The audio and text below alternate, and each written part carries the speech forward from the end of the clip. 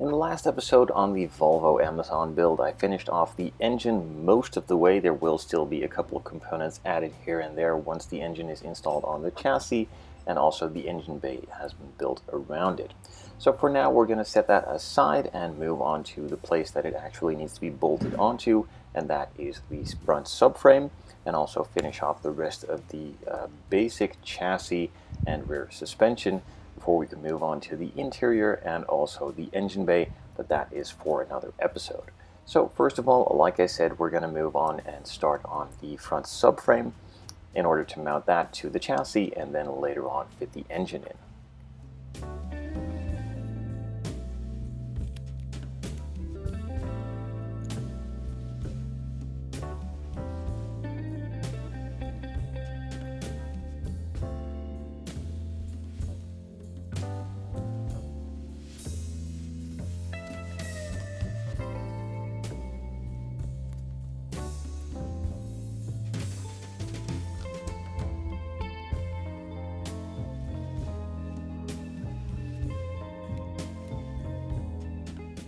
One thing I did find a little bit weird is that the front disc brake is black plastic. Now, not that it really matters, the entire front wheel is pretty much closed up, so you won't be able to see it from the outside, and on the rear there is a dust shield, so you won't be able to see it either, but still, why is it black? Now, I could of course just paint it, but since it will be completely hidden, that is just a bit of waste of paint and time, so I'm just going to leave it as is. But still, nonetheless, a little bit strange.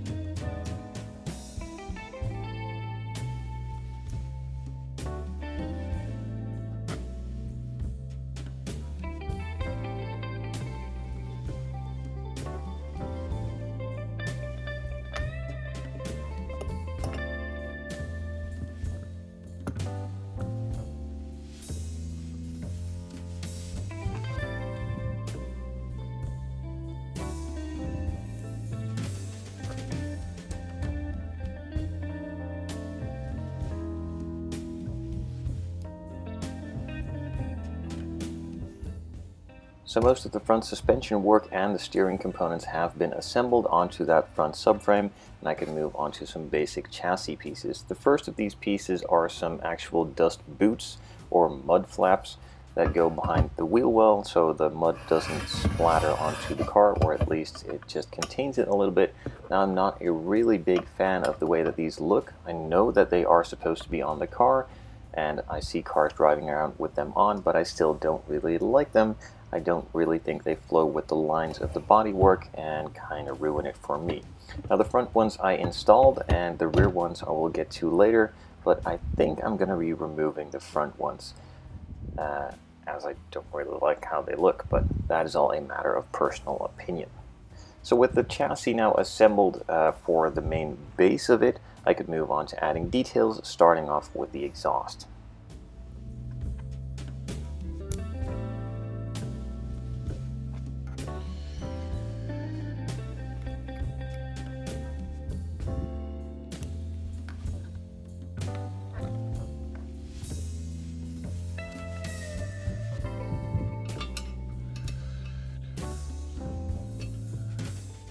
Following along with the instructions, I now needed to add the transmission mount to the transmission on the engine, and then put the engine aside again to move on to some other stuff.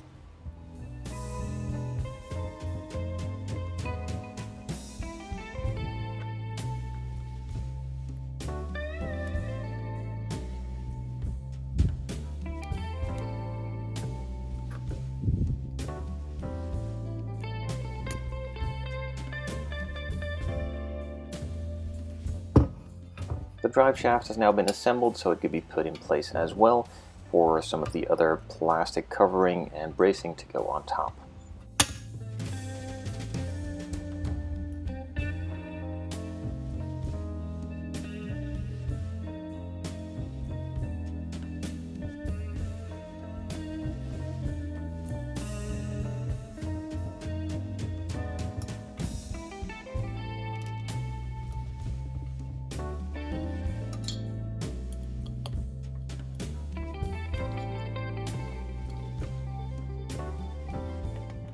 With the scale of this kit being pretty large, there of course are a lot of additional details like brake lines, hoses, and all stuff around. So now we're just going to move on to assembling a couple of those. And to start off, I think these are some of the brake lines.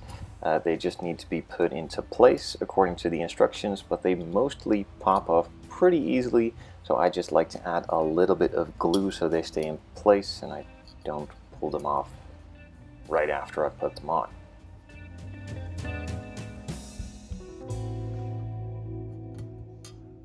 I talked briefly about the front mud flaps. These are the ones for on the rear, and I absolutely do not like how they look. The parts themselves are fantastic, high quality, and like the way they should be. I simply don't like the design of these parts, so I will not be installing these, and I will be removing the ones on the front as well, just to give it a bit of a cleaner look and personalize it just a little more to my own taste.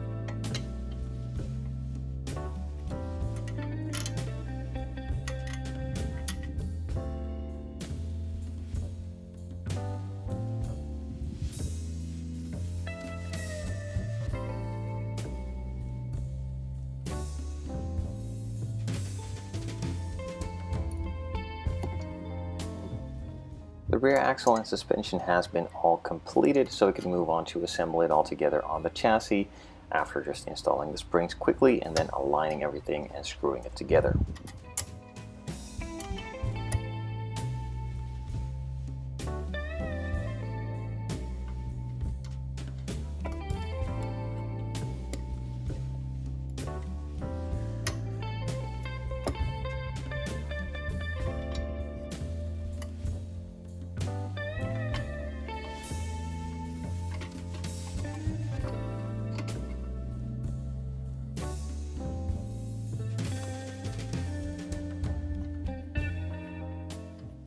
With most of the chassis work now completed, a first piece of the body work could be put in place on both sides as well.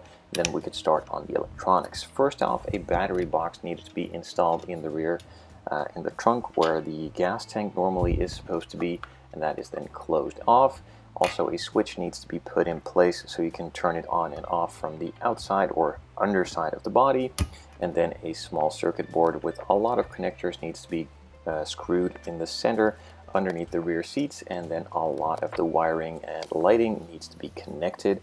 That leaves quite a mess, and after cleaning it up a little, you need to test it out as well.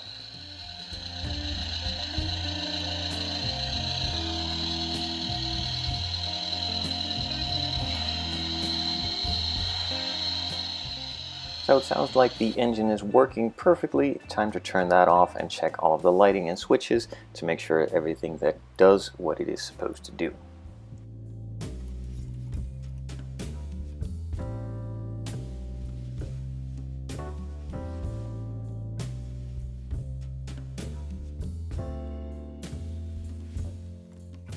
Even though the engine was not yet installed, it seemed to work perfectly fine, so let's finish it off and put it in place.